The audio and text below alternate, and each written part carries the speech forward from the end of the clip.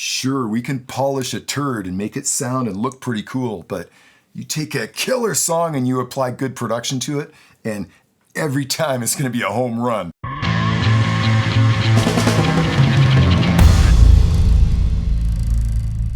Oh man, am I ever excited to share the results from a very interesting experiment that I got up to just yesterday. And a huge shout out and thank you to Tony for inspiring this one. Check out what Tony shared on last week's session, my mix bus. This is a session where I basically do a walkthrough of my own personal mix chain, which includes a pair of analog API 7600s or channel strips. Well, check out what Tony shares. Sounds fantastic, but one question, is it possible to get that same effect without the use of analog gear, or at least super close? If so, what would one need to have plug-in wise to achieve this depth and clarity and everything in between that this track has to offer? Oh man, what an awesome question, Tony. Thank you so much for engaging, my friend. You absolutely piqued my own curiosity on this one. When I read your question, I suddenly realized I have everything that I need to do a real comprehensive test by removing my analog part of my chain, my 7600s, and replacing them with a plug-in version. And so for today's session, I'm gonna go ahead and share the results that I got from yesterday's experiment, because they are ear-opening, to say the least. You know, how many times have we all wondered, with all of these emulations that are going on in the plug-in world, how close are they actually coming to the real hardware pieces that they're trying to emulate? Now, just for the record, I've got no affiliation whatsoever with Universal Audio. Every single piece of hardware and software that I use from that company, I bought and paid for with my own hard-earned cash. So I've got no reason to be blowing smoke. We're just gonna use our ears today. Now that said, this session will be well received by Universal Audio users because, man, they've done a great job at modeling the API channel strip. Well, let's have a listen to last week's reference track going through my regular mix bus, including my analog API 7600s. Check it.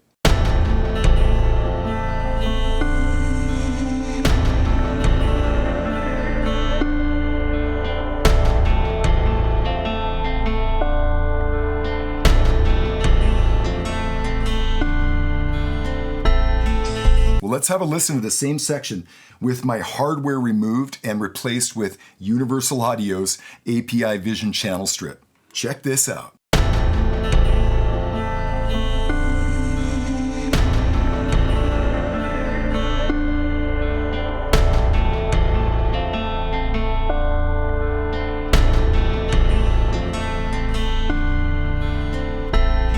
That sounds pretty good. During tests like this, we always want to be so objective, right? But is that ever difficult to do, particularly for an old dude like me that comes from an analog background? You know, I had to sort of make a transition into digital.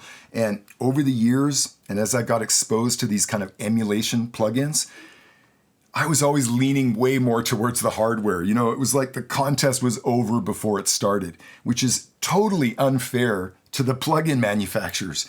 So Tony's question made me want to do a real comprehensive test. And am I ever glad I did this yesterday? I can't believe that I've had access to do this test for years, but I've actually never gone through with the whole process. And just so we're all on the same page, Universal Audio has this incredibly cool technology called Unison. Well, that works directly with their mic preamps inside their hardware. Today, I'm feeding this mix at line level through the system, so we're not utilizing mic preamps and therefore not utilizing Unison. Wouldn't really make sense. We're just trying to emulate exactly what I do with my analog chain, which is feed line level into the line inputs of my API. So it's exactly what I'm replicating here. I should also note that there's one tiny little difference in the EQ setting between the plugin and my hardware, and that is only because Universal Audio is emulating the 550B equalizer, which is a 4-band EQ from API. I'm using the 550A, which is a much preferred EQ for me personally, but there's no difference in the EQ except for one tiny little frequency change. On my analog rig, I'm drawing out 2 dB at 200 Hertz. On the plugin, the only selectable frequency that I had that was close was 240. So that's the only difference between these two. On my 7600, I'm -2 at 200 Hertz. On the plugin, it's -2 at 240 Hertz. So pretty similar. Yesterday when I had my radar ears on and I was sort of A-Bing these two mixes, I knew that there was something different between the tracks, but I couldn't really put my ear on it. It took well over an hour of me sitting and A-Bing and listening back and forth before I started to get my head around what was going on. Yeah, based on my own experience with Universal Audio, I sort of knew going into this thing that this was going to be a challenge. Not just a challenge in trying to hear what the difference is, but a challenge in trying to share what my results are, because they're so subjective. I mean, everything that we're talking about here is in the micro detail. But that's what it's all about, okay? Yeah, overall, I'm impressed with what Universal Audio has been able to do in emulating all these old pieces of gear. A lot of the gear they're emulating isn't even available anymore, and if it were, it would just be way too far out of reach. I mean, even entry-level analog, a couple of API channel strips is like $6,000 versus a $300 plugin, right? Yeah, kudos to UAD for making it such a challenge for me to identify the differences that I was hearing. And I promise you're going to need a good set of headphones or studio monitors to even hear what we're talking about today. I'm going to go ahead and loop a small section of the song and switch back between the analog version of the API and the plugin. Check it.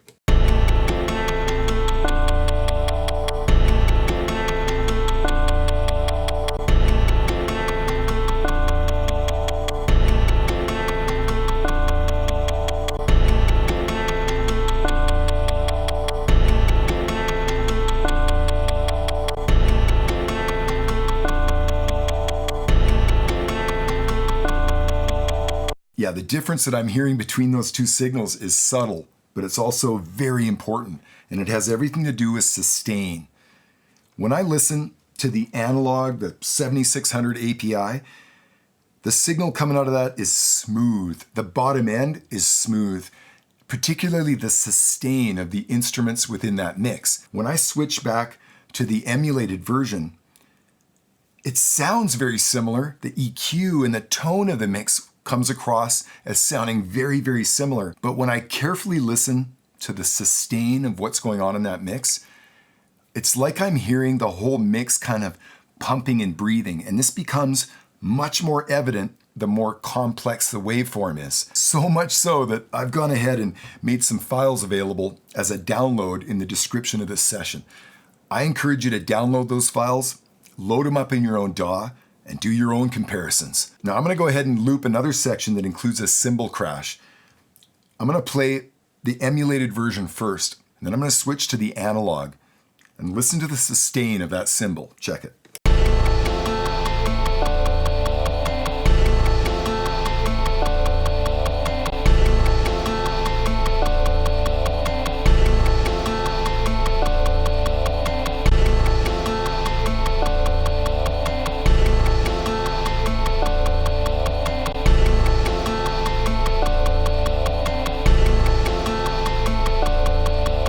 Yeah, when I play this emulation, personally what I'm hearing is that cymbal sort of competing for a place in the mix. It's like all of the other stuff in that complex mix is affecting the way that cymbal is ringing out in the mix. And it sort of makes sense. There's all this process going on. When I switch back to the analog version, that cymbal just gets smoothed out. So does all the bottom end that seem to be sort of piling up and getting distorted or getting kind of choppy, so to speak. The bottom end becomes smooth. In my own experience, a lot of time when doing these ABs, when you're trying to find a really subtle difference between a mix, I get the loop point really tight. Sometimes I'll even loop one beat or maybe 2 beats or half a bar, and I'll just run that, loop it over and over, and I'll switch back and forth. And I strongly encourage you to give this a try. You can hear some unbelievable differences when you stop and focus and kind of hone in on one section of a track.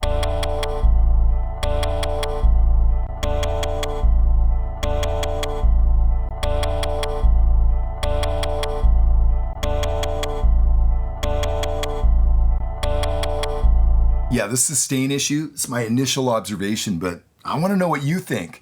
Please take the time and go check out the download link that's in the description of this session. Grab those files and load them up in your own DAW and leave a comment. Tell me what you think. It's fun to get into the details and the shootout and a comparison between a plug-in and a piece of hardware. But in the end, it's a killer guitar line that's going to make a great song. Neither one of these things. So important to understand that. And I encourage you to always write a better song, right? Keep working on the writing skills. I'm doing it every single day. This is one of the biggest things that I've learned about production. And what I do for a living is that, sure, we can polish a turd and make it sound and look pretty cool, but you take a killer song and you apply good production to it, and every time it's going to be a home run, just about guaranteed. So thank you for sitting in on today's session. I love geeking out on stuff like this. And if you're up for the task, don't just grab those files and check them out. Please take the time to leave a comment, because I want to know what you think, and I definitely want to know what you hear.